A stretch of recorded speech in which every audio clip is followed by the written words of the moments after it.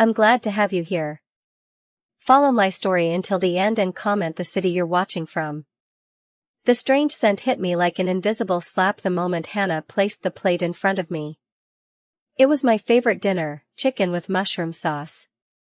But something was wrong. The sweet chemical odor wafting from the food made me frown. I looked at my daughter suspiciously as she forced a smile.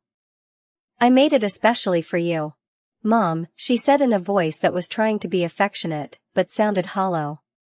Andrew, my son-in-law, sat beside me, completely oblivious to what was happening, scrolling through his phone as usual, with a subtle and calculated movement. I switched my plate with his. My heart was pounding, but I kept my face neutral. Had my own daughter just tried to poison me? The thought was so absurd that part of me wanted to laugh it off. But the look in Hannah's eyes, that nervous, expectant gaze, told me everything I needed to know. This looks delicious, Hannah. You've always known how to make my favorite, I said, watching her reaction carefully. A flicker of anxiety crossed her face as she glanced at the switched plates. Mom, wait, she started, then stopped herself, her face paling. I took a small bite of Andrew's original portion, which seemed perfectly fine. Hannah's eyes widened with panic as Andrew began eating from what was supposed to be my plate. An hour later, Andrew collapsed, unconscious, onto the table. Hannah's screams echoed through the house. Andrew! Andrew! Her voice broke as she tried to wake him, but I already knew the truth. My own daughter had tried to poison me. My hands trembled as I watched the scene unfold before me. The man who had been eating my dinner lay motionless, his face pale, his lips slightly purple. Hannah shook him desperately, but her eyes didn't show the genuine surprise she should have felt. It was panic, but the panic of someone who knew exactly what had happened. The ambulance arrived 20 minutes later. The paramedics took Andrew away while Hannah followed, pretending to be the devastated wife. But I stayed in that kitchen, staring at the 2 empty plates, feeling my world fall apart. My daughter, the little girl I had raised with so much love after being widowed, had tried to kill me. And it had all started 3 days earlier when I refused her the $200,000 she had asked for to expand her business. I vividly remembered that Tuesday afternoon. Hannah had arrived at my house with a binder full of papers, charts, and financial projections. Her small clothing boutique was growing, she said, and she needed capital to open 2 more locations. Mom, it's a safe investment. In 2 years, I'll double your money. She had insisted with that smile I had known since she was a child. But something in her eyes unsettled me. There was a desperation she was trying to hide behind her entrepreneurial enthusiasm. I had built my textile empire from scratch after my husband died 15 years ago. I knew how to recognize when someone was lying about numbers, when the accounts didn't add up, when there was more to a story. The documents Hannah showed me were too perfect, too optimistic. The sales projections looked like they were pulled from a dream, not from market reality. But more than that, there was something in the way Andrew watched her from the sofa. Something in how they exchanged glances when they thought I wasn't looking. Hannah, my love, I had said in the softest voice I could manage. Business isn't done with emotions. These numbers don't convince me. I need more time to analyze them. Her face changed instantly. The smile vanished and was replaced by a cold expression I didn't recognize. Time, Mom. I've been preparing this for months. You don't trust me. Her voice had risen a pitch, becoming sharper, more desperate. Andrew had stood up from the sofa with calculated movements. Mrs. Miller, with all due respect, Hannah has worked very hard on this project. Perhaps we could consider at least a portion of the money as a show of family support. His voice sounded controlled, but there was something threatening in his words. It was the first time he had dared to contradict me directly in my own home. Andrew, I appreciate your input, I said calmly. But I need to make financial decisions based on solid evidence, not emotional appeals. This is a significant amount of money we're discussing. Hannah's face hardened. You've always been like this, Mom. Always questioning my decisions, never fully supporting me. That's not fair, Hannah, I replied, feeling a sting from her words. I've supported you throughout your life, but as someone who built a business from the ground up, I know that rushing into expansion without proper planning is risky. Fine, she snapped, gathering her papers hastily. We'll find the money elsewhere. Come on, Andrew. That night after they left, I stayed up late thinking about the conversation. Something didn't fit. Hannah had always been independent, proud of doing things for herself. Why now did she desperately need my money? Why was Andrew so involved in pressuring me as I sat in my study? Looking through my reading glasses at the copies of the business plan they'd left behind, red flags jumped out at me. The projected revenue growth of 300% in the first year was wildly unrealistic. The market analysis lacked any mention of competition or economic downturns. It was as if the document had been created in a fantasy world where everything would go perfectly. I decided to do a little investigating on my own. The next day, I called my trusted accountant, David, who managed all my investments. David, I need you to discreetly investigate the financial situation of Hannah's boutique. I said, something doesn't smell right. David had been my right hand for years. He knew my instincts and never questioned my decisions. Mrs. Miller, I'll have news for you in 2 days. While I waited for the results of the investigation, I observed my daughter and Andrew more closely. They came to visit me every day, which was unusual for them. Hannah seemed more nervous each time, and Andrew was constantly on phone calls that he would end abruptly when I entered the room. There was a tension in the air you could cut with a knife. Their forced smiles and excessive attentiveness felt like watching actors in a poorly rehearsed play. Mom, have you thought more about our proposal? Hannah asked during their third consecutive visit, her fingers nervously tapping on her teacup. I'm still reviewing it, dear. I responded, noticing how she exchanged a quick glance with Andrew. Business decisions take time. But we need an answer soon, Andrew interjected, checking his expensive watch. The properties we're looking at won't stay available forever. I nodded thoughtfully. Of course, I understand the time pressure, but rushing into a poor investment won't help anyone.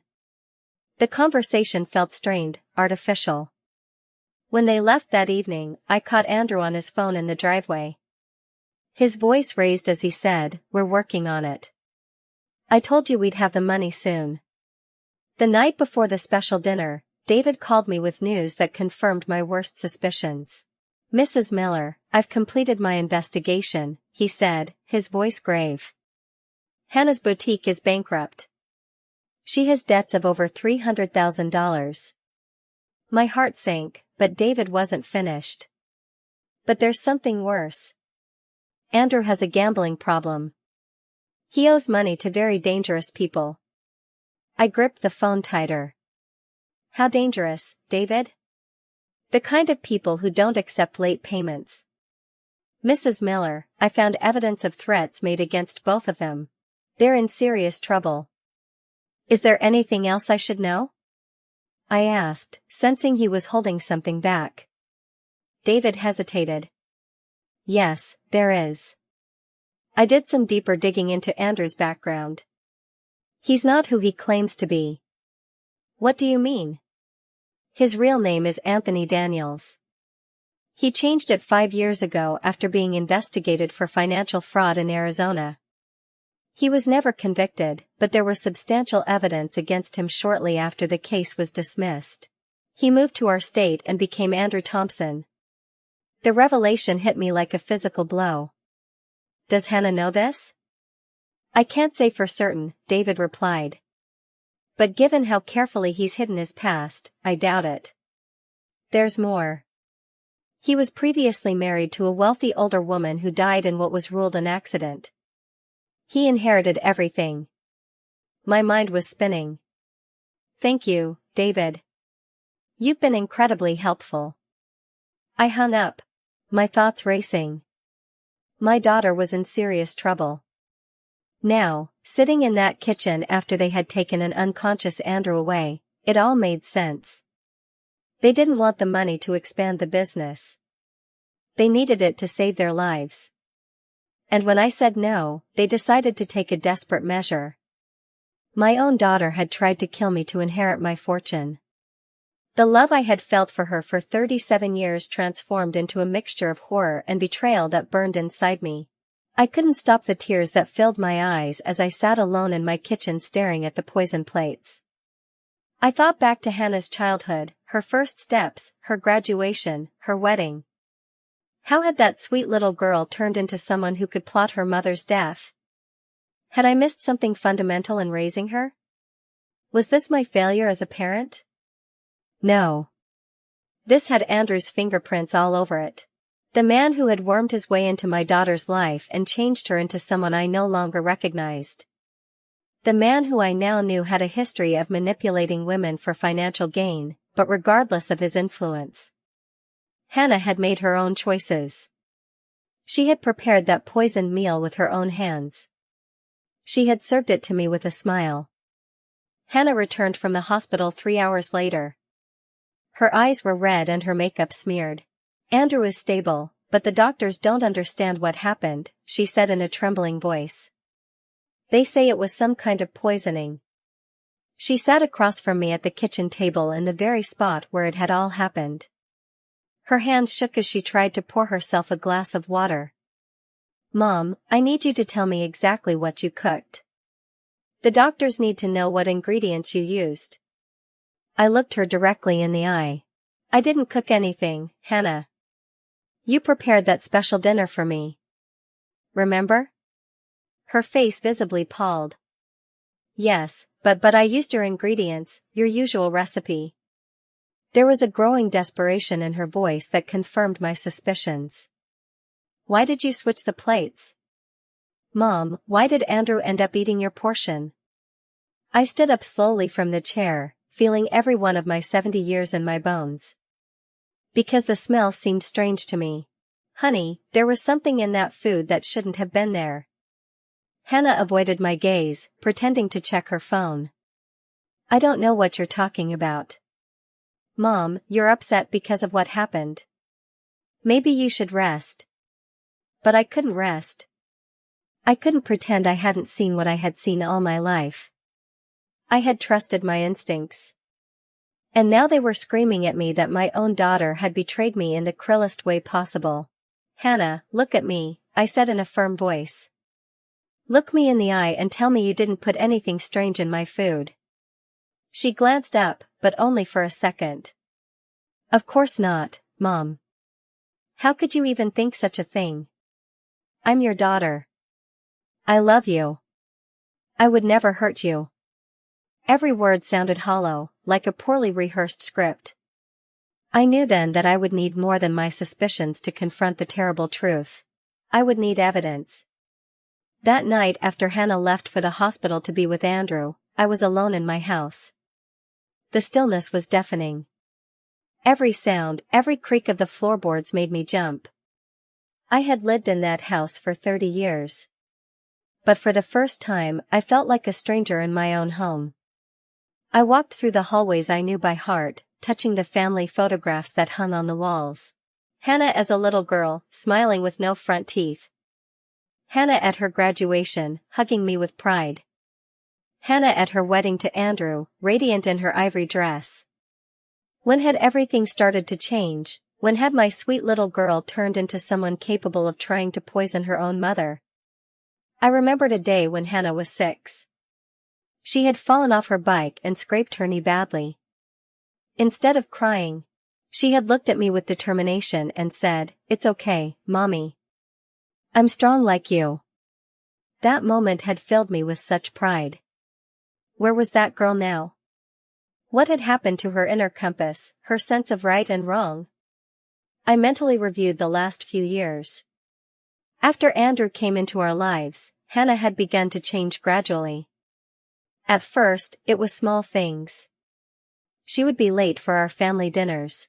She seemed more worried about money. She spoke less about her feelings and more about her business plans. Andrew had appeared in her life 5 years ago when she was 32. He was charming, well-dressed, always with a perfect smile and sweet words. But something about him had never quite sat right with me. There was a coldness behind his eyes that unsettled me. When I found out they had gotten married in secret without even inviting me to the ceremony, I knew something was wrong. It was spontaneous. "Mom," Hannah had said, "we decided to just do it, the two of us." But I knew my daughter had always dreamed of a big wedding with all the family present. The following months were filled with excuses. Andrew always had some new project, some promising investment that required money. Hannah stopped visiting as often. And when she did, she seemed nervous. As if she were fulfilling an obligation rather than enjoying our time together. Our conversations became superficial, filled with uncomfortable silences. I vividly recalled a conversation we'd had 6 months ago. Hannah had come for lunch, but had barely touched her food. "Mom, have you ever felt trapped in your own life?" she had asked suddenly. Her question had surprised me. "What do you mean, honey?" She had played with her fork, avoiding my gaze. "Sometimes I feel like I have no control over anything, like someone else is making all the important decisions for me." At the time, I thought she was referring to the stress of her business, the normal pressures of adult life. But now, replaying that conversation, I realized she had been asking for help indirectly. Maybe Andrew was already pressuring her, already manipulating her to ask me for money. Maybe my daughter had been a victim before she became a perpetrator. But that didn't justify what she had tried to do. Trying to poison your own mother was a line that could not be crossed. No matter the circumstances, as I wandered through my house that night, I made a decision that would change everything. I couldn't stay silent. I couldn't pretend nothing had happened and go on with my life. The next day, Hannah arrived early in the morning. She looked haggard with deep dark circles under her eyes and disheveled hair. "Andrew is still in the hospital," she said without even greeting me. "The doctors say it was poisoning from toxic plants. They're investigating what he could have eaten."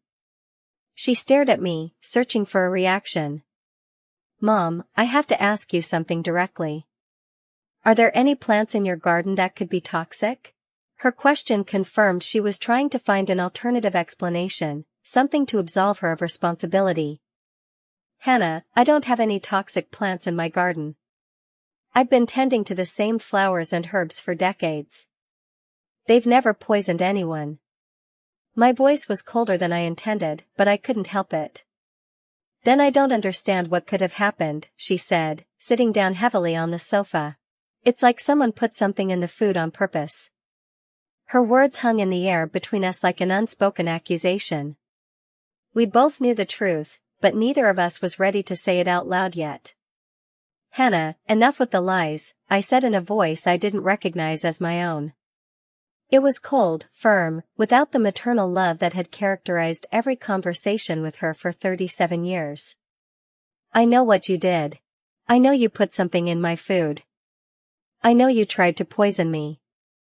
The words shot out of my mouth like bullets. Each one aimed directly at my daughter's heart. Her face transformed completely. The mask of concern fell away, revealing pure panic. "What are you talking about? Mom, you're crazy. You're making things up because you're upset," but her hands were trembling visibly, and she couldn't hold my gaze. "Why would I do something like that? You're my mother. I love you." I stood up from the sofa, feeling a strength I hadn't felt in years. "Because you desperately need money. Because Andrew has gambling debts. Because your boutique is bankrupt and you owe money to dangerous people."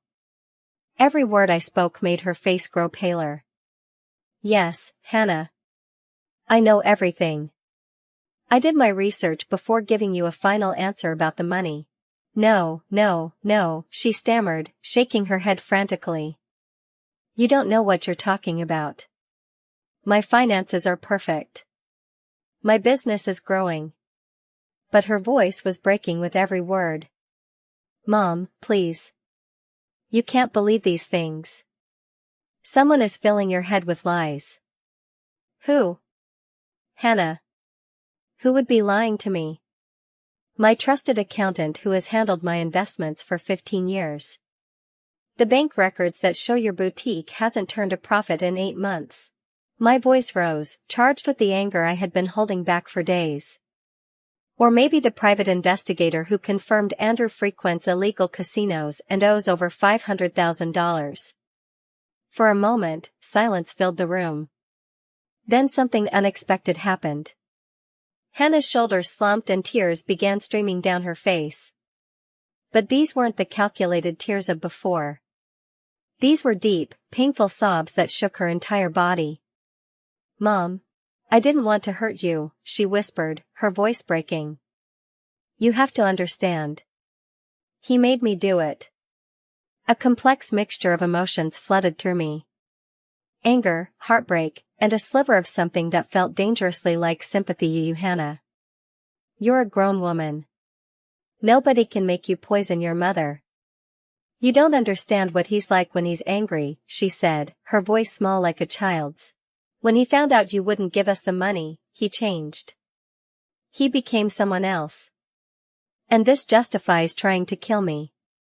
My voice was sharp with disbelief. Hannah looked up, her eyes red and swollen. For a brief moment, I saw a flash of genuine remorse in them. No, nothing justifies that. Her voice was barely audible. I've become someone I don't recognize anymore.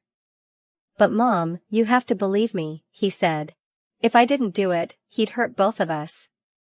Part of me wanted to comfort her, to take my child in my arms, as I had done countless times throughout her life. But another part, the part that had seen the careful planning behind the poisoning, remained cold and vigilant. What did you put in my food? Hannah, she hesitated, then whispered, Oleander. Ground oleander leaves. The word hung in the air between us. Oleander, one of the most poisonous plants in existence. Andrew got them. He said it would look like a natural heart attack. She looked down at her hands. Mom, please. You have to understand. We had no other choice. They were going to kill us both.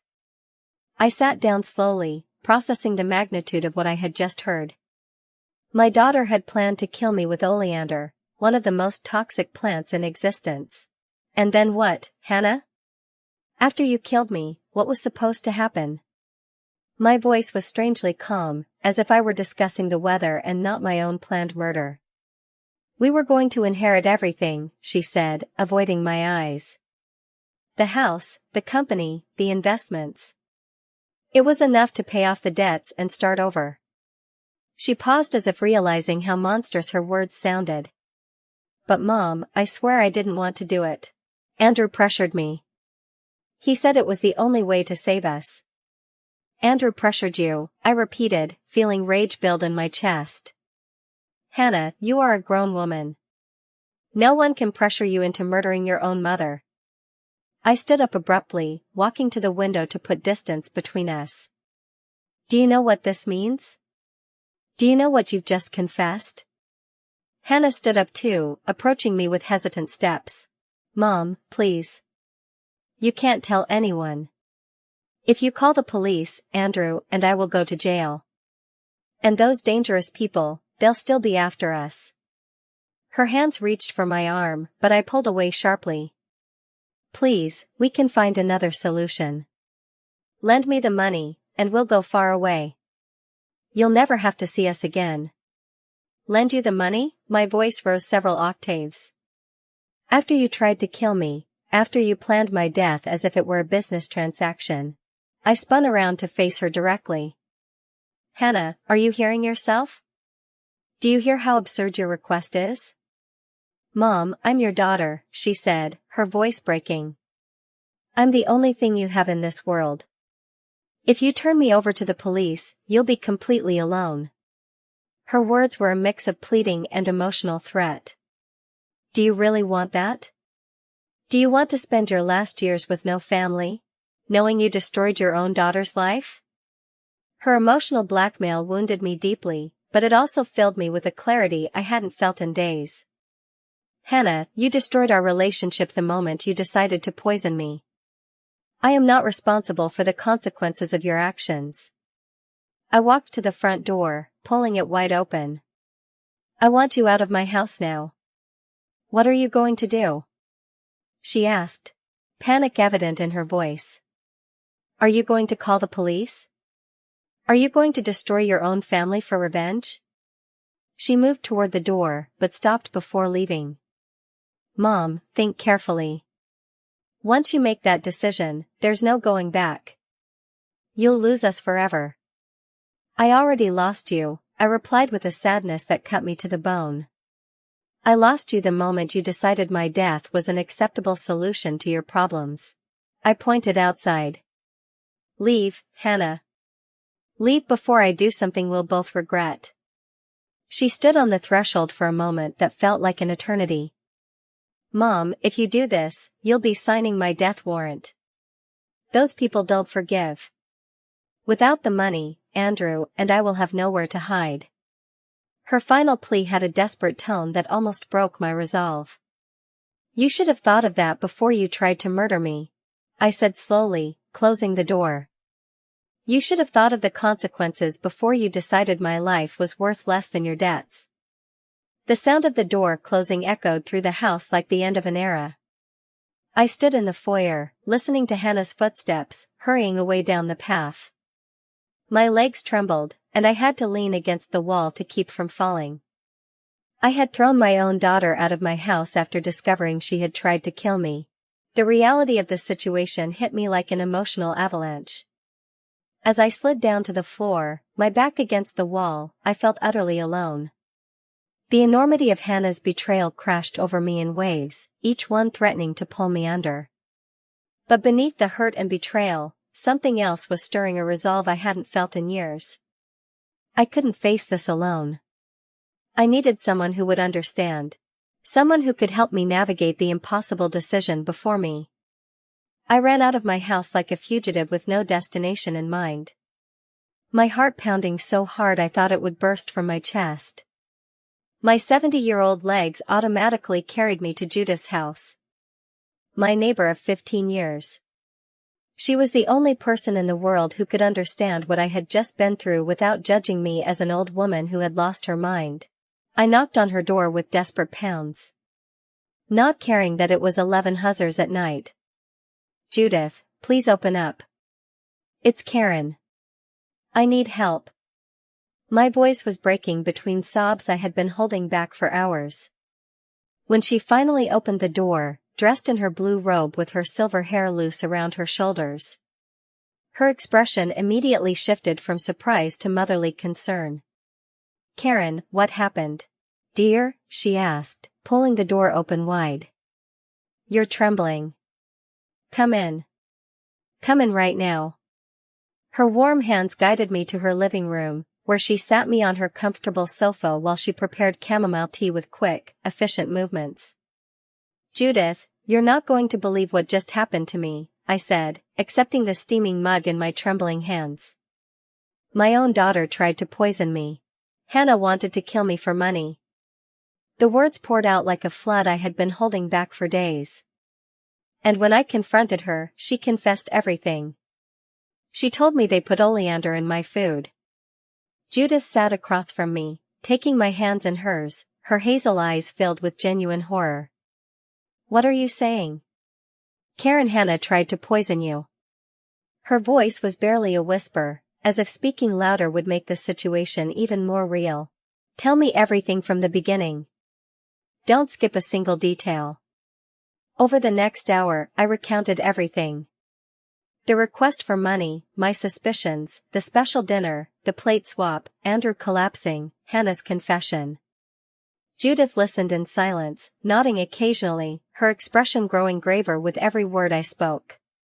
Karen, this is much more serious than you think, she said finally, getting up to pace the room. If Hannah was capable of trying to poison you once, she could try again now that she knows you know the truth. You're a danger to her. She stopped in front of me, her arms crossed. You can't go back to your house alone. It's too dangerous. But what am I going to do, Judith? I asked, feeling the weight of the situation crushing me. She's my daughter. In spite of everything, she's still my daughter. I can't just turn her over to the police. My tears fell into the teacup, mixing with the warm liquid.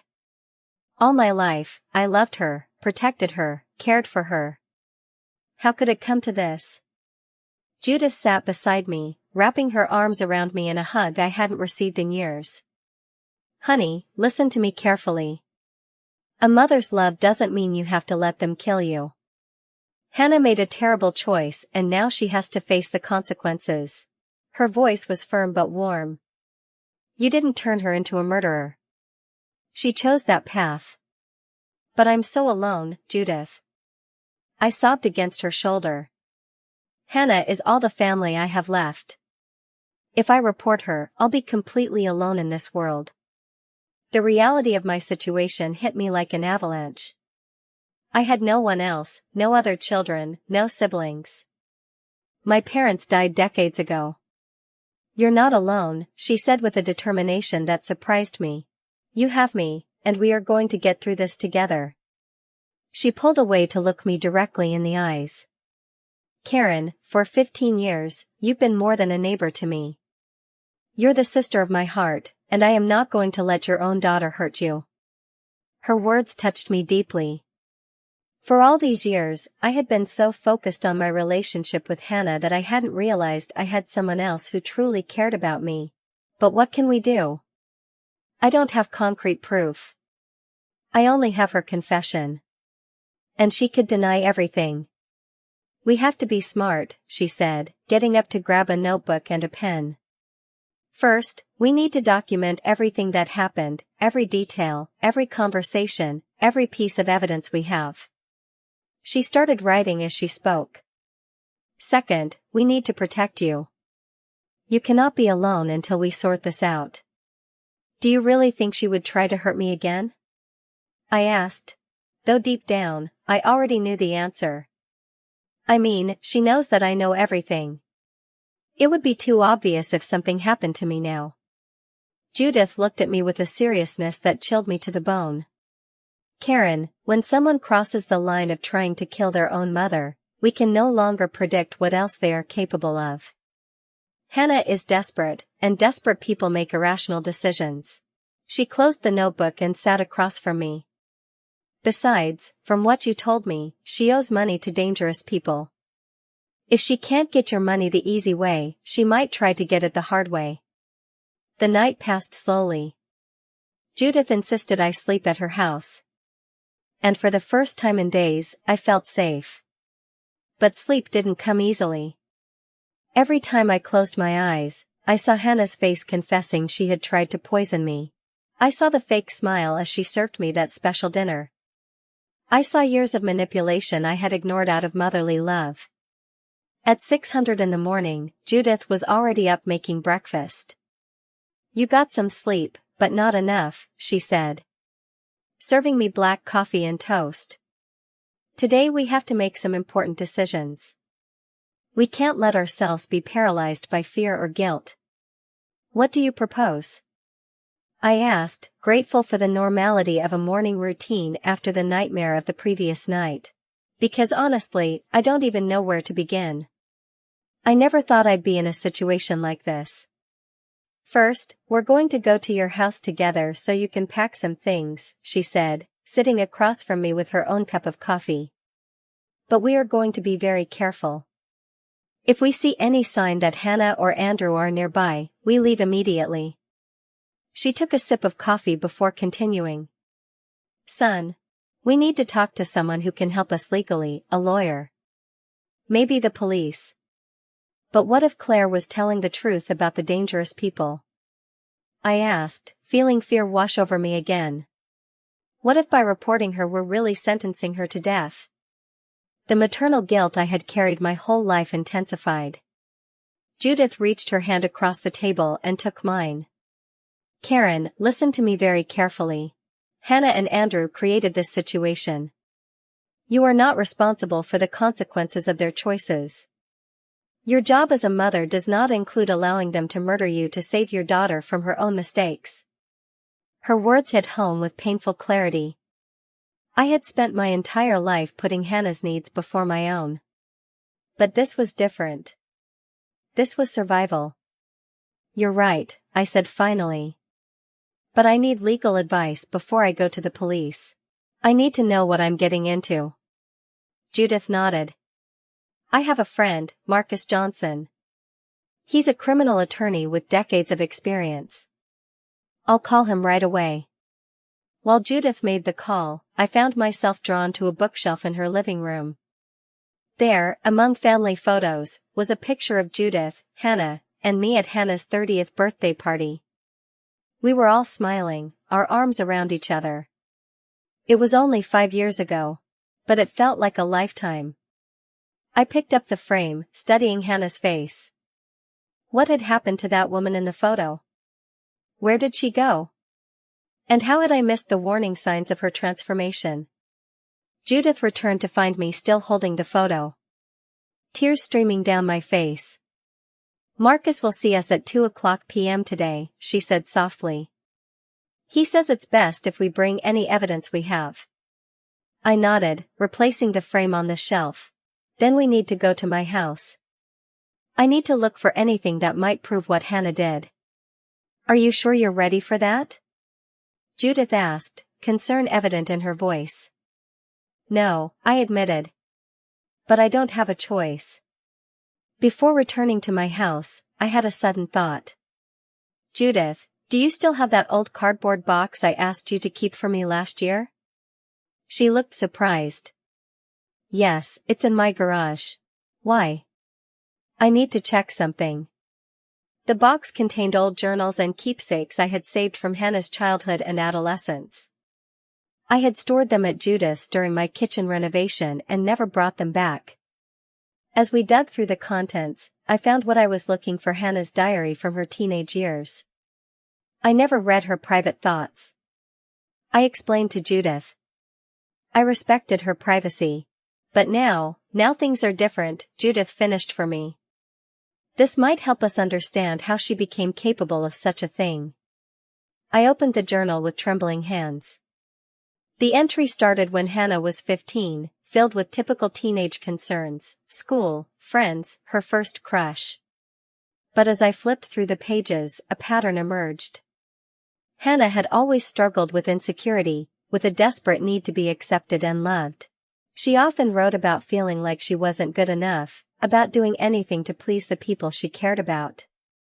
One entry in particular caught my attention. "Mom works so hard for us.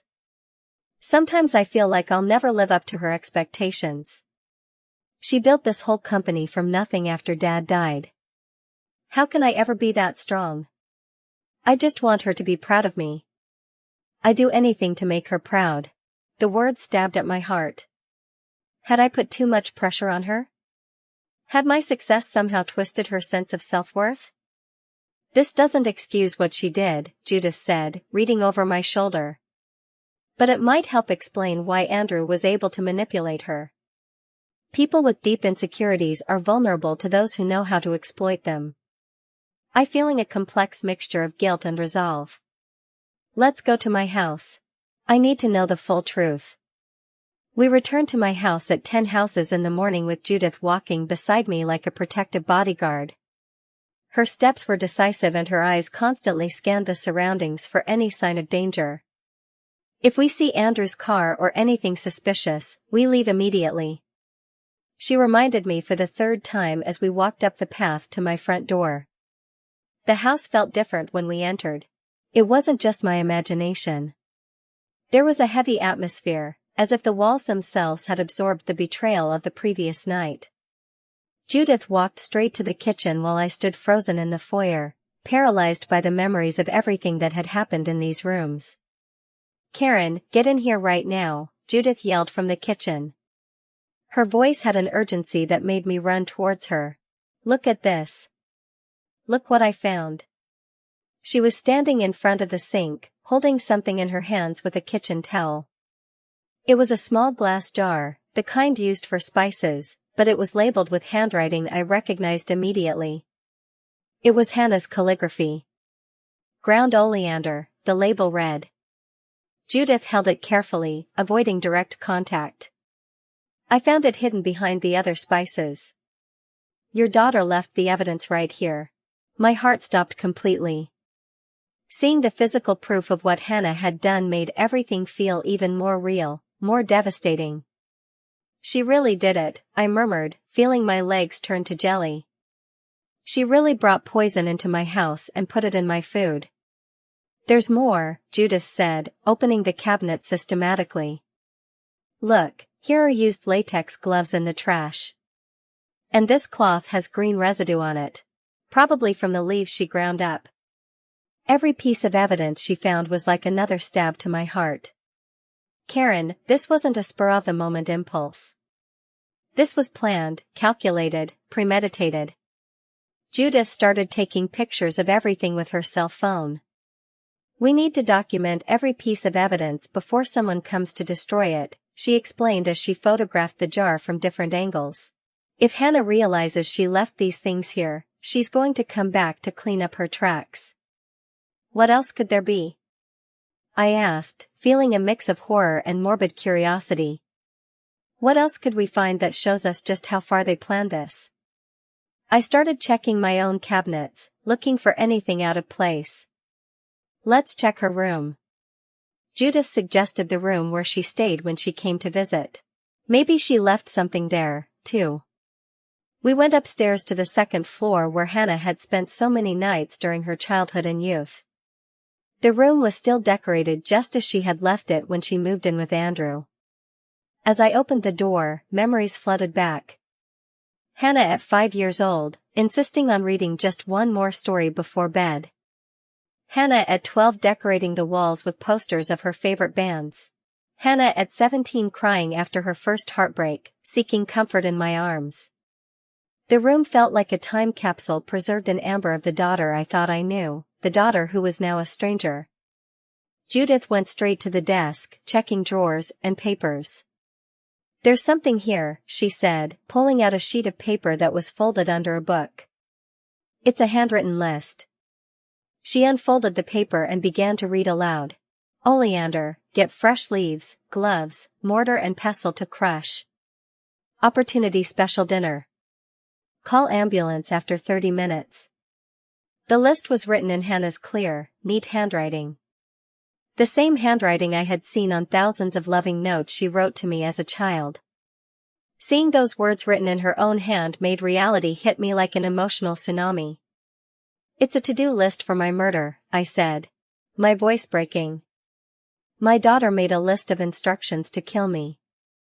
There's more, Judith continued, checking the rest of the paper. It says here, check will specific approximate liquid inheritance 2.8 million. Andrew's debts 500,000. Enough left over for a new life. Karen, they calculated exactly how much money they would get from your death. I sat heavily on the bed where Hannah had slept as a child. The same pink bed sheets she had chosen when she was 12 were still there, washed and ironed, waiting for her next visit. How could I have been so blind? I wondered aloud. How did I not see that my own daughter had turned into this? Judith sat next to me, taking my hands in hers. Because you're a mother who loves her daughter. Because you trusted her as you should. You did nothing wrong, Karen. She chose this path. Her words were comforting, but they couldn't erase the guilt that was eating away at my soul. Let's keep looking, she said softly. The more evidence we have, the stronger we'll be when we decide what to do. We continued to search the room methodically. In the closet behind old shoe boxes, Judith found something that made our blood run cold. Karen, come see this, she called, her voice trembling. In her hands, she held a manila envelope full of documents. These are copies of your will, bank statements, insurance policies. She sorted through the papers one by one. Here are handwritten calculations on how long it would take to liquidate your investments after your death. The envelope also contained something that broke me completely. A letter I had never seen. Addressed to me, dated 3 weeks ago. Dear Mom, the letter began in Hannah's handwriting. If you are reading this, it means something went wrong with our plan. I want you to know that I never wanted to hurt you, but we had no other choice. Andrew and I are in real danger, and your death was the only way to get the money quickly. Judith continued reading the letter aloud. Please forgive me. I know it's terrible, but I hoped it would be quick and that you wouldn't suffer. The oleander we are going to use will cause a heart attack that will seem natural. The doctors will think it was age and stress. They will never know it was intentional. The letter went on with specific details about how they planned to dispose of the evidence, how they would act like a grieving daughter during the funeral, and how they would distribute the money once they received the inheritance. After paying off Andrew's debts, we plan to move to another country where we can start over. Maybe Costa Rica or Panama, where our money will go further. It's a complete manual on how to murder your mother and get away with it. Judith said, disgust evident in her voice. Karen, this proves it wasn't a desperate last-minute decision. They've been planning this for weeks. She folded the letter carefully and put it back in the envelope. We also found a second sheet with detailed numbers and calculations. Here's the complete financial plan, Judith said, studying the numbers. They calculated exactly how much they needed to pay their debts, how much they would have left to live on, and even researched the cost of living in different countries. This is chilling. What else is in that envelope? I asked, though I wasn't sure I wanted to know. Each revelation was worse than the last, and I felt like I was discovering my daughter was a complete stranger. There are receipts, Judith said, pulling out several small slips of paper. A receipt from a nursery for special ornamental plants. A printed internet search on symptoms of oleander poisoning. And this, she paused, looking at a paper with a shocked expression. It's a search on how to act like a grieving relative to avoid police suspicion. The room was spinning around me. My daughter had not only planned to kill me, but had meticulously researched how to fake her grief over my death. How could she have become this? I murmured, feeling nauseous. At what point did the sweet girl I raised turn into a calculating murderer? I don't know, Karen, Judith answered with brutal honesty. But what I do know is that we have enough evidence to prove this was premeditated. You can no longer have any doubts about what to do. This goes far beyond a mistake or a desperate decision. Judith closed the envelope with all the evidence and looked at me with a determination I had never seen in her. Karen, we need professional help immediately. This is no longer something we can handle on our own. Her voice was firm, but I could detect the fear she was trying to hide. We have to call the police and a lawyer. There's no turning back now. Wait, I said, panicking at the thought of involving the authorities. Can't we try to solve this as a family first? Maybe if I confront Hannah with all this evidence, we can reach some kind of agreement. I knew it sounded ridiculous, but the mother in me still clung to the hope that there was a solution that wouldn't completely destroy my daughter. Judith took me by the shoulders and looked me directly in the eyes. Karen, listen to me very carefully. Your daughter wrote a detailed manual on how to murder you and get away with it. There is no family agreement possible here. This is attempted premeditated murder. Her voice softened but remained just as firm. If we don't do something now, the next time she won't accidentally switch the plates. The next time she'll make sure there are no mistakes. As Judith's words sank in, something caught my eye on Hannah's desk, a small worn photo album I hadn't noticed before. I picked it up, flipping through the pages with a growing sense of dread. The album contained photos of another woman older, elegant, with a striking resemblance to me. She appeared in several pictures with Andrew, looking happy and in love. Judith, look at this, I whispered, my hands trembling. Who is this woman with Andrew? Judith examined the photos carefully. I don't know, but there's writing on the back of this one. She turned over one of the photos in neat handwriting that wasn't Hannah's. It read, Anthony and me at the lake house, April 2018. Anthony, I repeated. David said Andrew's real name is Anthony Daniels. And look at the date, 2018. That's a year before he met Hannah. Judith noted. We continued flipping through the album. The woman appeared in photos at various locations, a beach house, a mountain cabin, what looked like an expensive restaurant, always with Andrew or Anthony as the notes called him. The final photo in the album made my blood run cold. It showed the woman lying in a hospital bed looking frail and ill. The note on the back simply read, Elizabeth, 2 weeks before the accident. Rest in peace. Elizabeth, I murmured. This must be the wealthy older woman David mentioned. The one who died in an accident and left everything to Andrew. Karen, Judith said slowly. I think we found something much worse than we expected. This isn't just about Hannah trying to poison you for money. This is about Andrew having done this before. As we continued searching the room, Judith found something hidden between the mattress and box spring, a leather-bound journal with Hannah's name embossed on the cover. It's recent, she said, showing me the first page dated just 6 months ago. Unlike the teenage diary we'd found earlier, this journal painted a disturbing picture of Hannah's current life. One filled with fear, manipulation, and gradual loss of control. January 15th. Judith read aloud. Andrew lost $50,000 at the casino last night. When I confronted him, he threw a glass against the wall and said I should be grateful he married me. He said no one else would want me at my age. I'm only 37, but sometimes he makes me feel so worthless.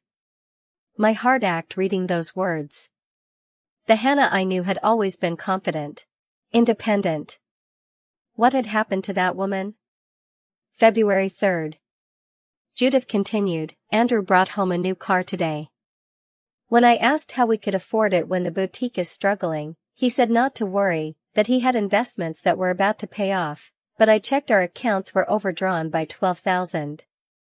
Entry after entry documented a relationship built on lies, intimidation, and growing debt. But one passage from March stopped us both cold. I found pictures in Andrew's desk drawer today. They show him with another woman older, elegant. Her name is Elizabeth, according to the notes. When I asked Andrew about her, he got very quiet, then said she was his aunt who died and left him some money. But they don't look like aunt and nephew in these photos. They look like lovers. There's something he's not telling me. April 10th, Andrew came home drunk tonight and said something that terrified me. He said, sometimes rich old ladies have accidents. It's just nature's way. When I asked what he meant, he laughed it off. But there was something in his eyes that scared me. I'm starting to wonder who my husband really is. The pieces were falling into place, a pattern too disturbing to ignore. May 1st, Andrew says we need to ask Mom for money. When I told him she's careful with investments and would need a solid business plan, he laughed. We don't need a real plan, he said. We just need her to think there is one. I feel sick about lying to Mom, but Andrew says it's the only way to pay off his gambling debts. He says the people he owes money to have threatened to hurt us both if he doesn't pay soon. I closed my eyes, absorbing the painful truth. Hannah had been trapped in a web of manipulation and fear. May 15th, Andrew suggested something unthinkable today. He said, if Mom won't give us the money, there are other ways to get her estate. When I asked what he meant, he said, sometimes nature needs a little help. I told him I would never hurt my mother. He just smiled and said, you'll change your mind when they come breaking our kneecaps.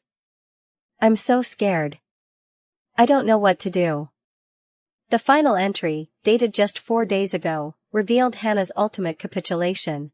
Andrew brought home Oleander leaves today. He says they're untraceable once ground up. I can't believe I've agreed to this. What kind of monster have I become? But he says they'll kill us both if we don't pay. Mom will just go to sleep and never wake up. It will look like a heart attack. No one will know. God forgive me. I see no other way out. I sat there stunned into silence. The journal revealed something I hadn't expected. Hannah's reluctance, her fear, her internal struggle. She was coerced, I whispered. Andrew manipulated her into this. Yes, Judith agreed. But she still made the choice to go through with it. Karen, she still prepared the poison and served it to you with a smile. I know, I admitted. But this changes things. This isn't just about Hannah trying to get my money. This is about Andrew systematically destroying my daughter and using her to commit murder. Possibly not for the first time. As we continued searching, Judith discovered something tucked into the back pocket of the journal. A small white stick with 2 pink lines clearly visible. Karen, she said softly. It's a pregnancy test. Hannah is pregnant. The revelation hit me like a physical blow. My daughter was carrying a child, my grandchild, while plotting my death. This complicates everything, Judith said, stating the obvious. Before I could respond, a sound from downstairs froze us both. The front door was opening. Hello, Mom. Are you home? Hannah's voice floated up the stairs, sending a chill down my spine. We need to leave, Judith whispered urgently. Now we grabbed the evidence, the oleander jar, the lists, the letter, the journal, the pregnancy test, and hurried toward the back stairs that led to the kitchen. Mom, is someone here? I saw Judith's car outside. Hannah's footsteps were coming up the main staircase. We slipped down the back stairs just as we heard her reach the second-floor landing. Karen, this way, Judith whispered, guiding me through the kitchen and out the back door. We hurried across the yard to the side gate. The evidence clutched tightly in our hands. As we pulled away in Judith's car, I saw Hannah standing on the front porch, watching us leave with an expression that chilled me to the bone. Not anger or guilt, but cold, calculated determination. She knows we found something, Judith said, accelerating away from the house. She'll be desperate now, I nodded, clutching the envelope containing the proof of my daughter's betrayal. Let's go see that lawyer. Marcus Johnson's office was located in a sleek downtown building, his name etched in gold on a mahogany door. He was a distinguished man in his 60s with silver hair and keen eyes that seemed to miss nothing. Mrs. Miller. Judith briefly explained the situation to me over the phone, he said as we settled into leather chairs across from his desk. You can tell me everything from the beginning. For the next hour, I recounted the entire story, the request for money, my suspicions. The special dinner, the plate swap, Hannah's confession, and finally all the evidence we had found that morning. Marcus took notes constantly, asking specific questions about dates, times, and details. His expression remained professionally neutral, but I could see the shock in his eyes as the story unfolded. This is very serious, he said when I finished my story. We have physical evidence of the poison, written documents proving premeditation, and a direct confession from the accused. He closed his notepad and looked at me gravely. Mrs. Miller, this constitutes attempted murder in the first degree. Your daughter could face between 15 and 25 years in prison, and based on what you've told me about her husband's possible involvement in a previous death, the authorities may open an investigation into that as well. The lawyer's words hit me like a sledgehammer. 25 years, I repeated, my voice breaking. My daughter could spend the rest of her life in prison. The reality of the legal consequences completely overwhelmed me. Isn't there some way to reduce the charges? Some way for this not to completely destroy her life? Marcus looked at me with professional compassion. Ma'am, I understand she is your daughter. But we have to be realistic. The level of planning you describe the documentary evidence. The fact that she researched specific methods of poisoning, all of this points to a highly premeditated crime. He paused before continuing. However, the fact that you survived could work in her favor in a plea negotiation.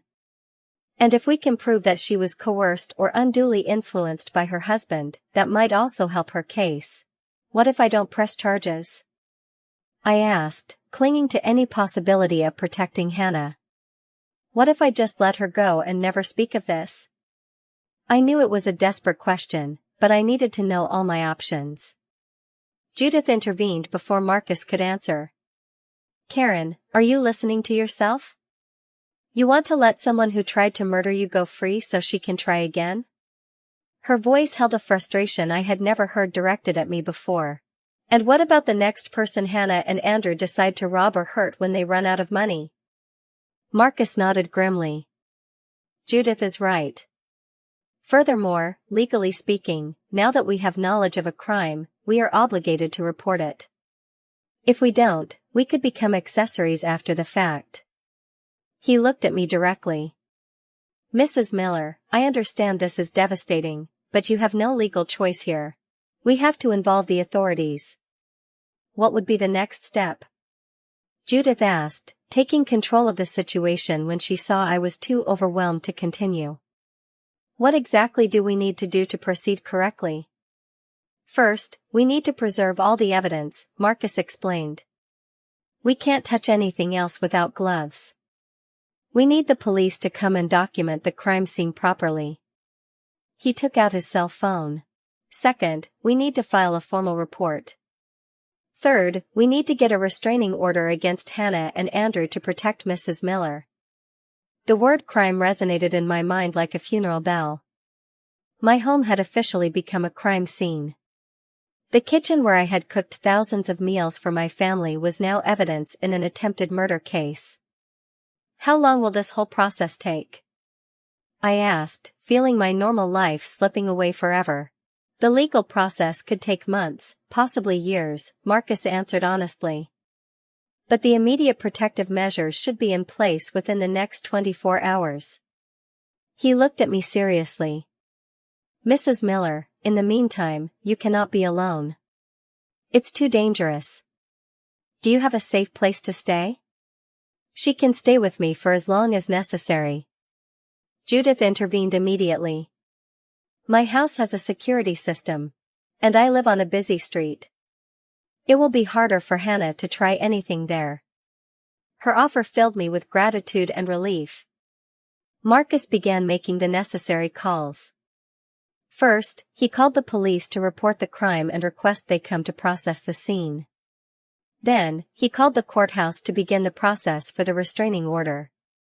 The police will be here in an hour, he informed us. They'll need to take formal statements from both of you and professionally photograph all the evidence. What's going to happen when they arrest Hannah? I asked, feeling the reality of the situation become more concrete with every step we took. Are they going to show up at her house with sirens and handcuffs? Is it going to be public? Will she be on the news? It depends on how the police proceed, Marcus explained. They might call her to turn herself in voluntarily, or they might go to arrest her directly. Given the level of premeditation, they will likely opt for a direct arrest. He paused. As for the media, we will try to keep this private, but I can't guarantee anything once it goes to court. The idea of the situation becoming public terrified me. People would know that my own daughter tried to kill me. The shame and humiliation added to the pain and betrayal I already felt. They're going to think I'm a terrible mother who raised a murderer, I whispered. Judith came over and hugged me tightly. People are going to see that you are a brave victim who had the courage to do the right thing even when it was the hardest thing in the world. Her voice was firm and comforting, and anyone who judges you for Hannah's actions isn't worth your concern. When the police arrived, everything became surreal. 2 detectives, a woman named Detective Ramirez and a man named Detective Taylor, took control of the situation. They photographed everything, packed the evidence in special bags, and took detailed statements from Judith and me. Mrs. Miller, Detective Ramirez told me after reviewing all the evidence. This is one of the most well-documented cases of attempted homicide I have ever seen. Your daughter and son-in-law are going to face very serious charges. Her tone was professional, but compassionate. I know this must be devastating for you, but you did the right thing by reporting it. As the detectives prepared to leave, I found the courage to mention what we had discovered about Andrew's past. "Detectives, there's something else you should know," I said, showing them the photo album with pictures of Elizabeth. "We believe my son-in-law may have been involved in another suspicious death before he met my daughter. His real name is Anthony Daniels, not Andrew Thompson." Detective Taylor's expression changed instantly. "Anthony Daniels. There was a case in Arizona a few years ago. A wealthy widow named Elizabeth Carrington died in what was ruled an accident, but there were suspicions it might have been foul play. Her husband, who had only been married to her for 18 months, inherited everything and disappeared shortly after." "That sounds like him," I confirmed. "My accountant discovered Andrew changed his identity 5 years ago after being investigated for fraud." "This changes everything," Detective Ramirez said, examining the photos more closely. "We need to contact the Arizona authorities immediately. This could be part of a pattern." "One more thing," I added hesitantly. "My daughter is pregnant." The detectives exchanged glances. "We'll make sure that's noted in the report," Detective Ramirez assured me. "It may affect how they handle her custody situation if she's arrested." As they left with the evidence, I felt a strange mix of relief and dread. The wheels of justice were now in motion, and there was no turning back. The arrest took place at dawn the next day. Judith and I were having breakfast in her kitchen when my cell phone rang. It was Detective Ramirez. "Mrs. Miller, we've just arrested Hannah at her residence. Andrew is still in the hospital under police custody." Her voice was professional, but I could detect a certain satisfaction. "Hannah resisted arrest and denied everything initially, but when we showed her the evidence, she broke down completely." My hand shook so much I almost dropped the phone. Knowing my daughter was in a police cell brought a mixture of relief and devastation I didn't know how to process. "What happens now?" I asked as Judith took my free hand for support. "There will be an arraignment this afternoon at 3 Jose Auroras," the detective explained. "You can attend if you wish, but it's not mandatory." She paused before continuing. "We also want to inform you that we found more evidence at Hannah's house." She had a whole notebook with detailed plans, including alternative ways to harm you if the poison didn't work. Those words hit me like a fist in the stomach. My daughter had not only planned to poison me, but she had backup plans to murder me in other ways. "What kind of alternative plans?" I asked, though I wasn't sure I wanted to know the answer. "I'd rather not go into detail over the phone," the detective replied diplomatically. "But I can tell you this confirms that the poisoning attempt was not a desperate impulse. It was part of a very elaborate plan to obtain your inheritance." She paused again. "Mrs. Miller, we also discovered something else you should know. We found evidence that Andrew was planning to eliminate Hannah after you were gone. He had set up a separate bank account in his name only with instructions to transfer all funds there immediately after your estate was settled." This new revelation stunned me. He was going to kill her, too. "We can't say for certain, but the evidence suggests he was planning to disappear with all the money, leaving Hannah behind. We found a passport under yet another name and flight information to countries with no extradition treaties with the United States." "Does Hannah know this?" I asked, feeling an unexpected surge of maternal protectiveness despite everything. "Yes, we informed her during questioning. It seemed to change her perspective significantly. She's now offering to testify against Andrew in exchange for consideration in her own case." After I hung up, I sat in silence for several minutes. Judith respected my need to process the information without pressuring me to speak. Finally, I broke the silence. "Judith, I think I want to go to the hearing. I need to look her in the eye. I need to hear what she has to say now that she can't lie anymore." "Are you sure?" Judith asked with concern. "It's going to be very difficult emotionally seeing Hannah in handcuffs, hearing the formal charges." She moved closer to me. "You don't have to torture yourself by witnessing that. You can stay away and let justice take its course." No, I replied with a determination that surprised me. I've spent my whole life protecting her from the consequences of her actions. I was always the mother who fixed her problems, who defended her when she got into trouble, who gave her second chances. I stood up from the table feeling a strange clarity. This time, I need to see her face the real consequences of what she did. We arrived at the courthouse 2 hours before the hearing. Marcus met us at the entrance and explained exactly what to expect. Hannah will enter in handcuffs in a prison uniform. The judge will read the formal charges: attempted murder in the first degree, conspiracy to commit murder, and possession of a toxic substance with criminal intent. His voice was serious. Afterward, the defense attorney will ask for bail, and the prosecution will argue that she should remain in custody. Given the nature of the crime and the evidence, I expect the judge will deny bail. When we entered the courtroom, my heart was beating so fast. I thought everyone could hear it. The room was cold and impersonal, with wooden benches and fluorescent lights that gave it a somber look. I sat in the front row with Judith beside me and Marcus behind us.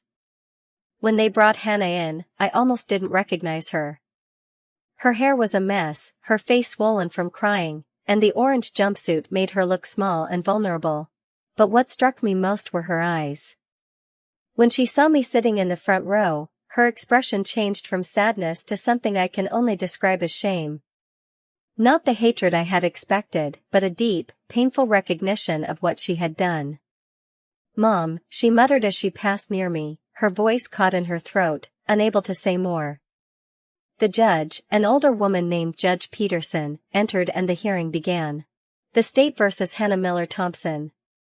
The clerk announced charges of attempted murder in the first degree, conspiracy to commit murder, and possession of a toxic substance with criminal intent.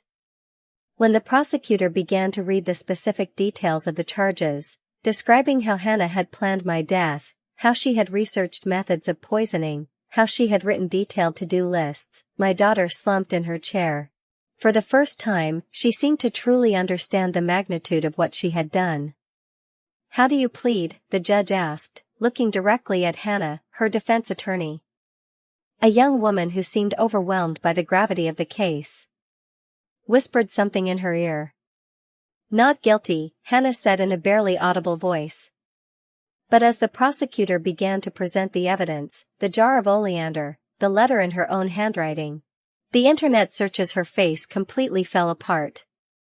"Your Honor," the prosecutor said, "the defendant meticulously planned the murder of her own mother to obtain an inheritance of nearly $3 million. We have physical evidence, documents written by the accused, and a direct confession."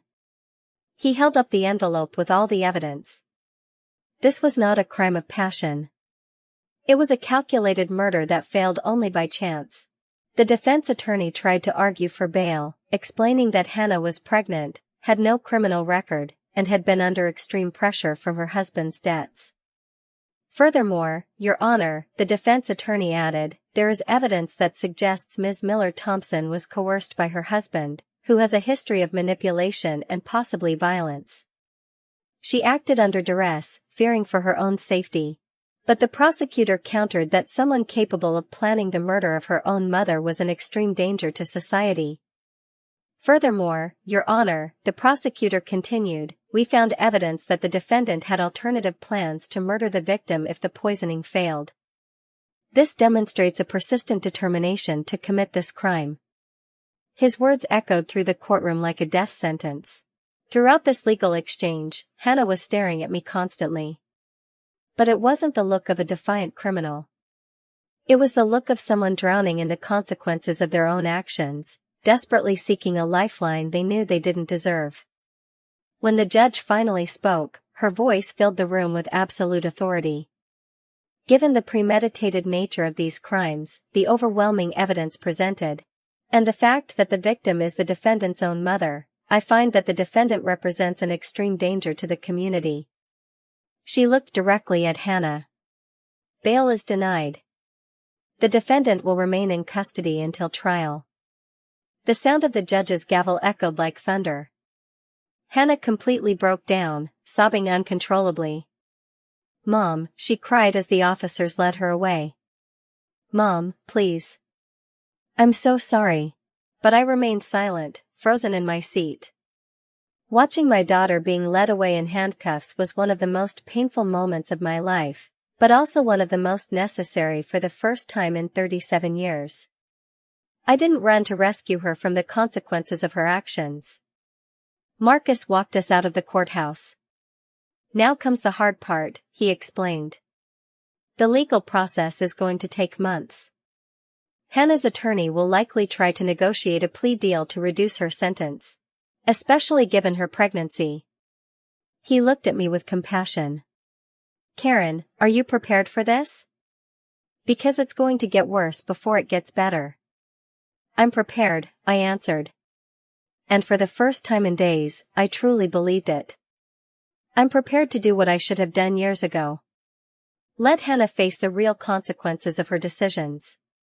The weeks that followed were a blur of legal proceedings, emotional upheaval, and increasingly disturbing revelations. 2 weeks after the arraignment, I received a call from Marcus. Karen, I need to speak with you about a development in Hannah's case, he said, his tone serious. Her attorney has approached the district attorney with a plea offer. Hannah is willing to testify against Andrew in exchange for a reduced sentence. What kind of reduced sentence? I asked. She would plead guilty to attempted murder in the second degree, which carries a maximum sentence of 15 years. With her cooperation and considering this as her first offense, she might serve as little as 8 years. With the possibility of parole after 5, I closed my eyes, trying to process what this meant. And what about the baby? That's part of what I wanted to discuss, Marcus continued. Hannah is 4 months pregnant. The child will be born while she's incarcerated. She's asked if you would consider taking custody of the baby. The request stunned me into silence. Hannah wanted me to raise her child after she had tried to kill me. The irony was almost too much to bear. I don't know if I can do that, I admitted finally. How can I look at that child every day and not remember what Hannah did? You don't have to decide right now, Marcus assured me. But I wanted you to know that this is part of what's being discussed. The alternative would be foster care or possibly Andrew's parents if they're deemed suitable. The thought of my grandchild in foster care created a new ache in my heart. No matter what Hannah had done, the baby was innocent. I need time to think about this, I told Marcus. This isn't a decision I can make lightly. Of course, he replied. There's something else you should know. The authorities in Arizona have reopened the investigation into Elizabeth Carrington's death. They're exhuming her body to test for traces of poison. If they find evidence that Andrew murdered her, he could be facing the death penalty. The news that Andrew might have killed before didn't surprise me, but it added another layer of horror to the situation. My daughter had married a serial killer who had groomed her into becoming his accomplice. Thank you for keeping me informed, I said. Please let me know if there are any more developments. After hanging up, I sat in Judith's garden, watching the butterflies flutter among her rose bushes. How did my life come to this? My only child facing years in prison, my son-in-law potentially a serial killer, and me faced with the impossible decision of whether to raise their child. The next day, I received a letter from Hannah. I sat with it in my hands for hours, unsure whether to open it or throw it away. Finally, with Judith by my side for support, I broke the seal. Dear Mom, it began. I know you probably hate me, and you have every right to. What I did is unforgivable. There are no words that can justify or explain away my actions. I tried to kill you, my own mother, who has loved me unconditionally my entire life. There is nothing I can say that will make that right. The handwriting was shaky. The paper stained with what appeared to be tears. I won't make excuses about Andrew or the debts or the threats. Those things were real, but the choice was still mine. I could have come to you for help. I could have gone to the police. I could have done 1,000 other things besides what I did. I had to stop reading for a moment, my own tears blurring the words. I think about that moment when you switched the plates. You knew, didn't you? You saw right through me. Like you always have. And instead of confronting me right there, you let the situation play out. You gave me enough rope to hang myself with. It was the most painful lesson I've ever learned, but maybe the most necessary. Hannah's insight surprised me. She was right. I could have confronted her immediately, but some instinct had told me to wait, to gather evidence, to make sure there could be no denials or evasions. I'm writing to tell you that I'm pleading guilty. No trial, no publicity, no dragging this out. I did it and I need to pay for what I did. My lawyer says with the plea deal and my cooperation against Andrew, I might be out in 5 to 8 years, but even if it's longer, I accept that. For the first time in my life, I'm not looking for an easy way out. The letter continued with details about her pregnancy, her fear of giving birth in prison, and her concerns about the future of her child. I have no right to ask anything of you, Mom. Not after what I did, but I'm begging you to consider taking my baby. Not for me, but for an innocent child who deserves a chance at a decent life. If you can't do it, I understand. Maybe it's too much to ask that you raise the grandchild of the daughter who tried to kill you. The final paragraph broke what remained of my heart. I don't expect forgiveness. Mom, what I did goes beyond forgiveness, but I want you to know that I am truly deeply sorry. Not just because I got caught, but because I betrayed the most sacred bond there is, the one between a mother and her child. If I live to be 100, I will never forgive myself for that with love and infinite regret. Hannah. I folded the letter fully and placed it back in the envelope. Judith, who had read it over my shoulder, squeezed my hand. What are you going to do? She asked softly. I don't know. I admitted about the baby, about Hannah, about any of it. I just don't know. The next 3 months were a whirlwind of legal proceedings, hearings, and increasingly disturbing revelations about Andrew's true nature. Marcus kept me informed of every development in the case, and each new piece of evidence that emerged painted a portrait of Andrew that was even more monstrous than I had imagined. Karen, I need to talk to you about something we discovered, Marcus said during one of our weekly meetings in his office. His expression was graver, which was saying a lot given the seriousness of the case. The investigation into Elizabeth Carrington's death has been concluded. The medical examiner found traces of oleander in her exhumed remains. The same poison that Hannah used on you. I froze in my chair. So Andrew did kill her. It appears so. And there's more. They've identified 2 other suspicious deaths connected to him under different aliases. Both were wealthy older women who died shortly after becoming romantically involved with him. This confirmed what I had suspected. Andrew was a calculated predator who had been perfecting his technique for years. He used the same method each time, Marcus continued. He would charm vulnerable women, isolate them from friends and family, then find a way to access their money. When he couldn't get it legally, he would resort to murder. And Hannah, how does she fit into this pattern? Marcus hesitated. That's where things get complicated. Hannah doesn't match his usual victim profile. She wasn't wealthy when they met. And she's much younger than his other targets. So, why her? I asked. Though I was beginning to see the answer. Because of you, Marcus replied. We believe Hannah was never his primary target. You were from the beginning. He was after your money. Hannah was just his way to get to it.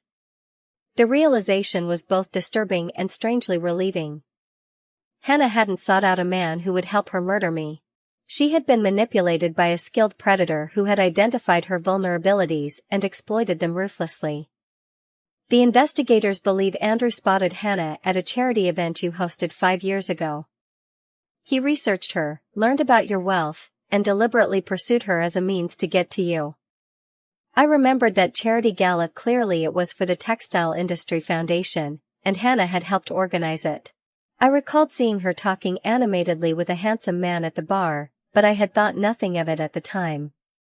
So this was years in the making, I said, feeling sick at the thought of how meticulously Andrew had planned everything. He spent 5 years working toward my murder. Yes, Marcus confirmed. He's what law enforcement calls a black widow killer, except targeting older women instead of men. They're usually very patient, very methodical. The news should have horrified me.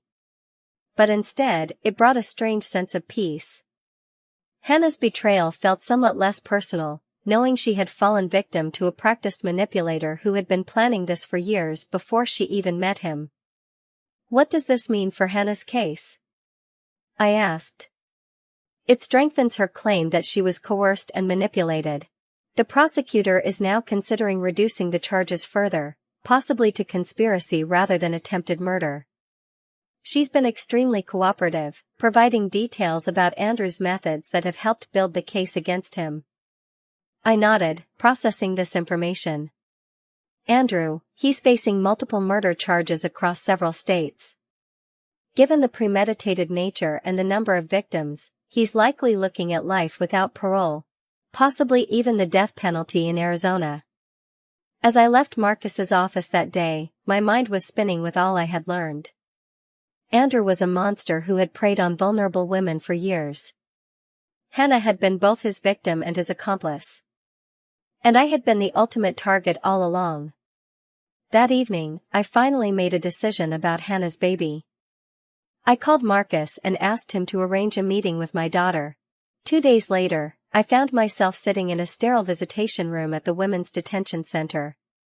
When Hannah entered, escorted by a guard, I barely recognized her. She was 5 months pregnant now, her orange jumpsuit stretched over her growing belly. Her face was pale, her eyes hollow, but there was something different about her expression, a clarity that hadn't been there before. "Mom," she said softly, sitting down across from me. "I didn't think you'd come." "I wasn't sure I would either," I admitted, "but I needed to talk to you face to face." For a moment, neither of us spoke. There was too much to say, and yet words seemed inadequate for the chasm between us. "I'll take the baby," I said finally. "When it's born, I'll care for it." Hannah's eyes filled with tears. "Thank you," she whispered.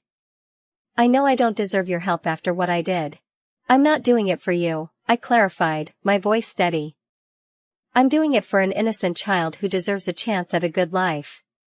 She nodded, wiping away tears. "I understand.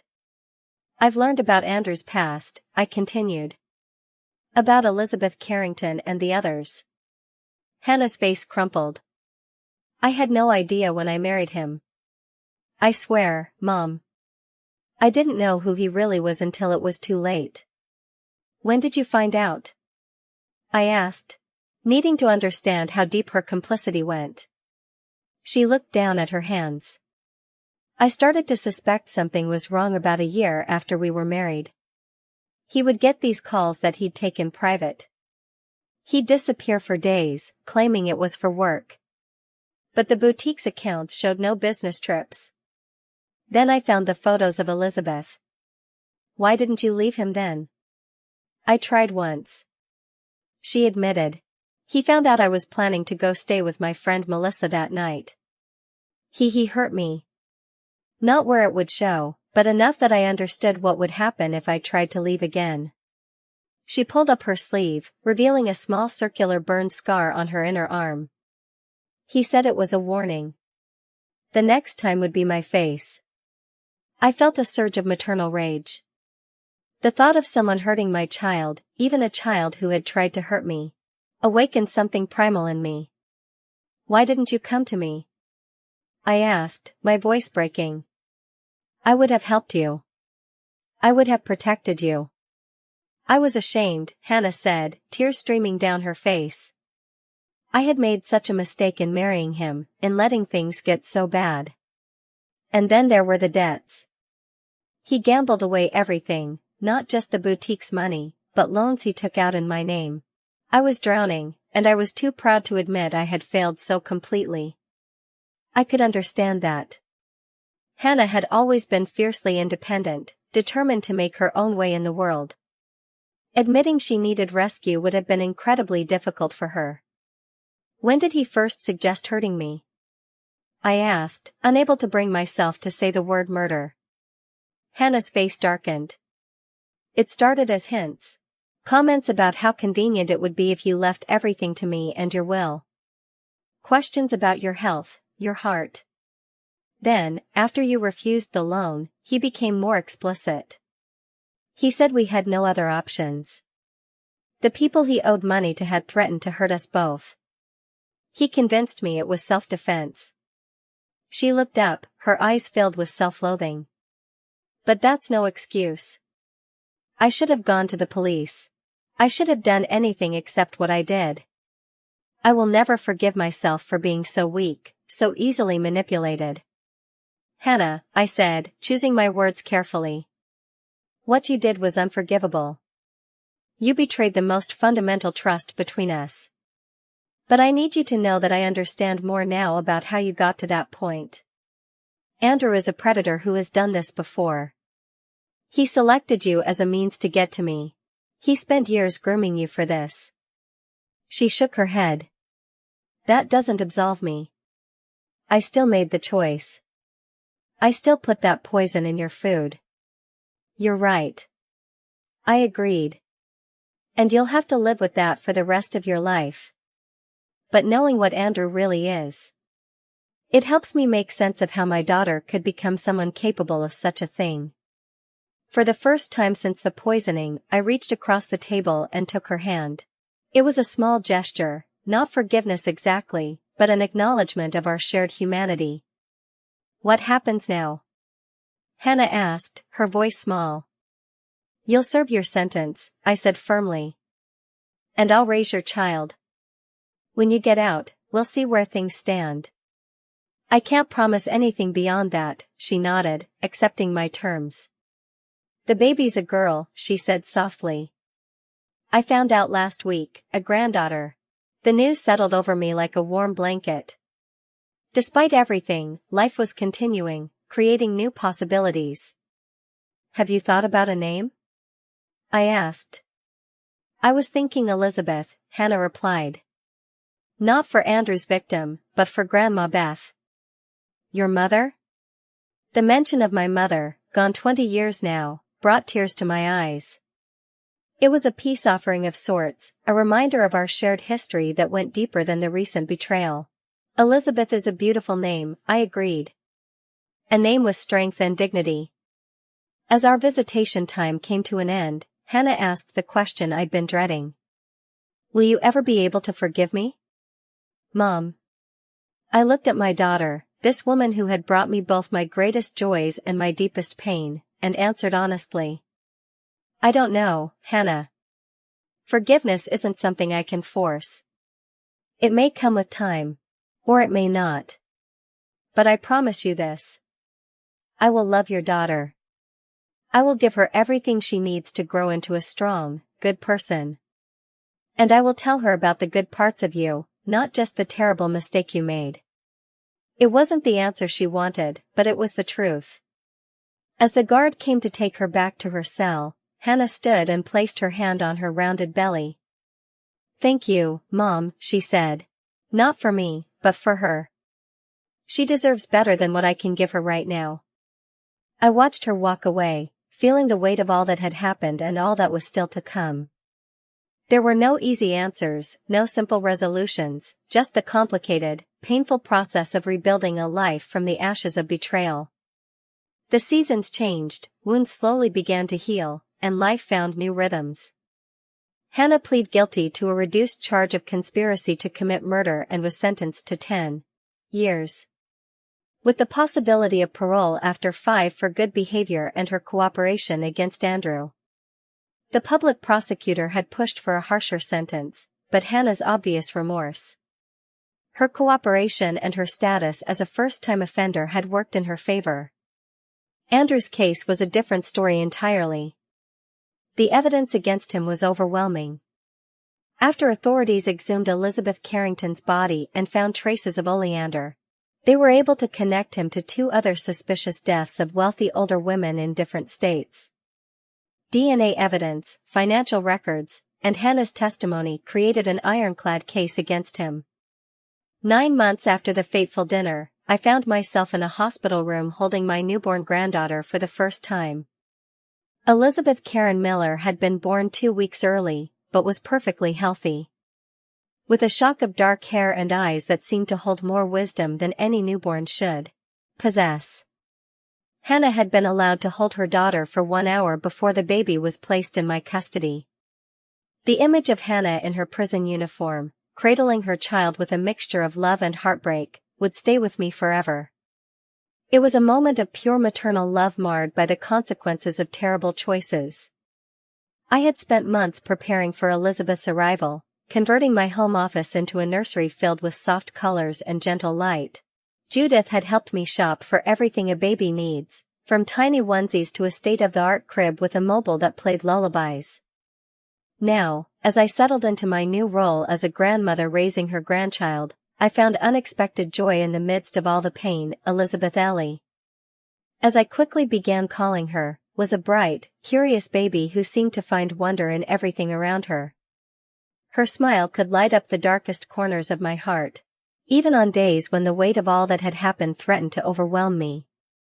I had sold my textile empire to a corporation that had been interested in buying it for years, getting far more money than I would ever need for the rest of my life. With those funds, I bought a small but beautiful house just 3 blocks from Judith, who had become the sister I never had. "Do you regret it?" Judith asked me one afternoon as we drank coffee in my new kitchen while Ellie napped peacefully in her bassinet. It was a question she had asked several times over the year, and my answer was always the same. "Do you regret reporting, Hannah?" "No," I replied without hesitation, looking out the window at my small garden where I had planted new flowers. "I regret failing her as a mother for so many years. I regret not setting boundaries when she was young. I regret not seeing the signs that she was turning into someone capable of this."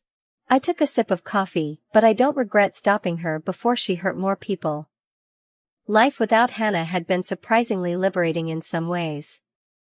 For decades, I had lived with the constant worry of what problem I would have to solve next, what lie I would have to believe, what behavior I would have to excuse. Now, for the first time in years, I slept soundly most nights, secure in the knowledge that the immediate danger had passed. Of course, there were still difficult moments. Every month, I took Ellie to visit Hannah in prison. The visits were bittersweet. Hannah was thriving in the structured environment, participating in therapy and education programs. But the sight of my daughter in prison gray, watching her child grow up from behind bulletproof glass, never ceased to break my heart. "Detective Ramirez called me yesterday," I told Judith, recalling the phone conversation. "She told me Andrew's trial is finally over. He's been sentenced to life without parole for the murder of Elizabeth Carrington and the 2 other women they connected him to." "Good," Judith said firmly. "That man deserves to spend every day of the rest of his life behind bars for what he did." I nodded, feeling a strange sense of closure. They found evidence that he had done this at least 5 times over the past decade. 5 women who died because they had the misfortune of crossing paths with a predator. And Hannah would have been the 6th. Judith pointed out after he got your money through her, she would have been next. "I know," I said quietly. "In some strange way, I saved her life by refusing that loan. If I had given them the money, he might have eliminated both of us once he had access to it all." Judith reached across the table to squeeze my hand. "You're an extraordinary woman, Karen. Not many people could have survived what you did and still found the strength to care for your grandchild and visit your daughter in prison." I smiled at her compliment, but the truth was more complicated. Some days I felt strong and resolute. Other days the grief of all I had lost threatened to consume me. But the presence of little Ellie gave me a purpose, a reason to keep moving forward. During those months, I had also started volunteering at a help center for victims of domestic violence. It turned out that my experience with Hannah and Andrew had given me a unique perspective on how family manipulation can escalate to dangerous levels. It's incredible how many women have similar stories, I remarked to Judith after one of my days at the center. Stories of partners who isolate them, who control their finances, who gradually break down their self-esteem until they can't see a way out. And none of them ever think it will happen to them. Judith added, "That's the most frightening part. In my case, it went all the way to attempted murder, but the pattern of manipulation had been there for years with Hannah and Andrew. I just didn't see it until it was almost too late." One afternoon, while organizing some of my belongings I had brought from the old house, I found a box full of family photos. They were pictures of Hannah from a baby to an adult, capturing moments I once considered precious. Judith found me sitting on the floor, surrounded by those memories.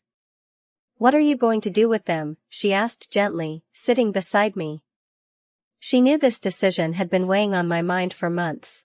"I'm going to keep them all," I said, carefully gathering the photos. "Even the ones from recent years. Ellie deserves to know her mother's whole story someday, not just the terrible parts." "Are you sure?" Judith asked, surprised by my decision. "Yes," I replied firmly. "When Ellie is old enough, I'll tell her everything about the wonderful girl her mother was, about the mistakes she made, about the man who manipulated her into doing something unforgivable. It won't be an easy conversation, but she deserves the truth." The ritual of sorting through the photos was surprisingly healing. It allowed me to reconnect with the daughter I had loved for decades before the betrayal. To remember that Hannah wasn't just defined by her worst action. "You know what's the saddest part?" I asked Judith as we placed the photos in a new album I planned to share with Ellie when she was older. "That I'll probably never know the exact moment I lost her. The moment the sweet little girl turned into someone vulnerable to Andrew's manipulation."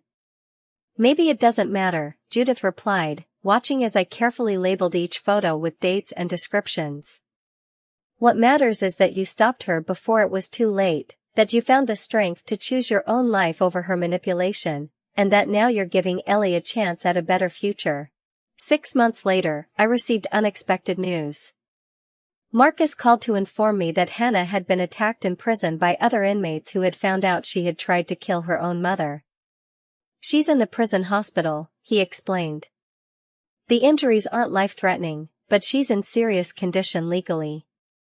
I have to inform you because you are technically still her next of kin." The news affected me more deeply than I expected. "Is she asking to see me?" I asked, though I already knew what my answer would be. "Yes," Marcus admitted. "She says she needs to talk to you about something important related to Ellie." "I'll go," I said without hesitation, surprising myself with the immediacy of my response. "Can you arrange a visit as soon as possible?" 2 days later, I found myself back in the prison visitors area. When they brought Hannah in, I gasped involuntarily. Her face was bruised, one arm in a cast, and she moved slowly, clearly in pain. "What happened?" I asked as she sat down carefully across from me. "Some of the other women found out what I did," she explained, her voice. "Trying to kill your mother is considered pretty much the lowest thing you can do." Even in here, despite everything, I felt a surge of protective anger. "Did you report it? Are they being punished?" Hannah gave a weak smile. "That's not how things work in here, Mom. But it's been handled. The guards moved me to a different unit. I'll be okay." We sat in silence for a moment, the weight of our complicated history hanging between us. "How's Ellie?" Hannah asked finally. "Is she growing fast?" I smiled, grateful for the change of subject. "So fast. She's crawling now, getting into everything. She has your smile." Hannah's eyes filled with tears. "I miss so much. Her first steps, her first words." "I take lots of pictures," I assured her. "And videos. She'll know who you are when you get out." Hannah nodded, wiping away tears with her good hand. That's actually what I wanted to talk to you about. I've been accepted into an accelerated rehabilitation program. If I complete it successfully, I could be eligible for early release in 3 years instead of 5. The news was unexpected. That's wonderful. Hannah, what does the program involve? Intensive therapy, education, community service within the prison. It's highly selective. They only take inmates they believe are genuinely committed to changing. She hesitated. But there's something else you should know. I've also been meeting with a victim advocacy group. They work with prisoners who want to make amends for their crimes. It's been eye-opening. For the first time, I'm truly understanding the impact of what I did to you from a perspective beyond my own guilt. I could see a change in Hannah, a depth and maturity that hadn't been there before. Prison, it seemed, was forcing her to confront herself in ways she never had. That's why I asked you to come today, she continued. I wanted to tell you that I'm doing everything possible to become someone Ellie can be proud of when I get out. Not just for her sake, but for my own. I don't want to be the person I was anymore, weak, easily manipulated, willing to hurt others to save myself. Her words touched something deep inside me, a flicker of hope I hadn't allowed myself to feel until now. I believe you, Hannah, I said softly. I see the change in you. There's one more thing, she added, reaching slowly into her pocket and pulling out a folded piece of paper. I wrote this for Ellie. Would you read it to her sometimes? Even though she's too young to understand now, I took the paper, unfolding it carefully. It was a letter written in Hannah's neat handwriting titled to my daughter. Dear Ellie, it began. I'm your mom. Though by the time you're old enough to understand this letter, you'll have spent more time with your grandmother than with me. That's my fault. Not hers. I made terrible choices that mean I can't be with you now during these precious early years of your life. The letter continued explaining in simple age-appropriate terms why Hannah was away, acknowledging her mistakes without graphic details and expressing her deep love for her daughter.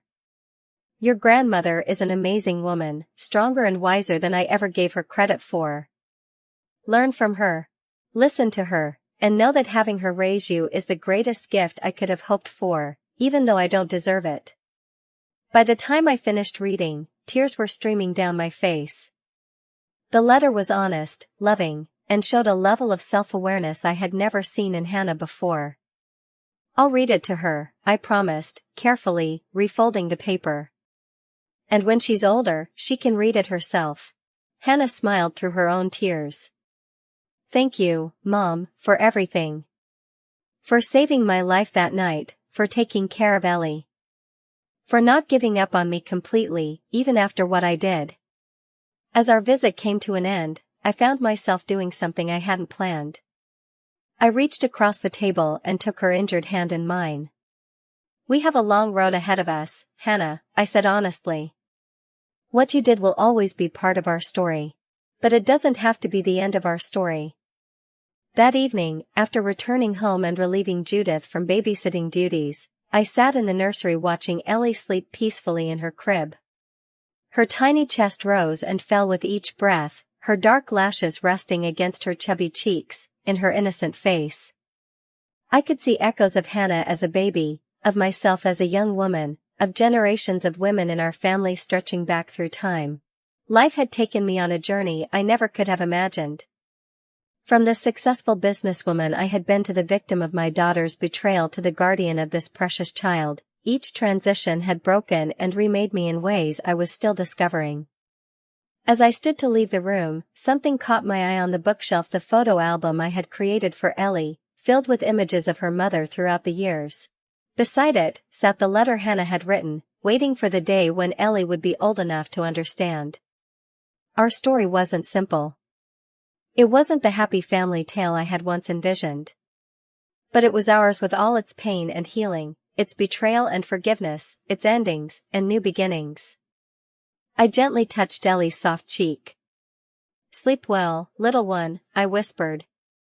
Tomorrow is a new day, and for the first time in a very long time, I truly believed that the future held more light than darkness for all of us.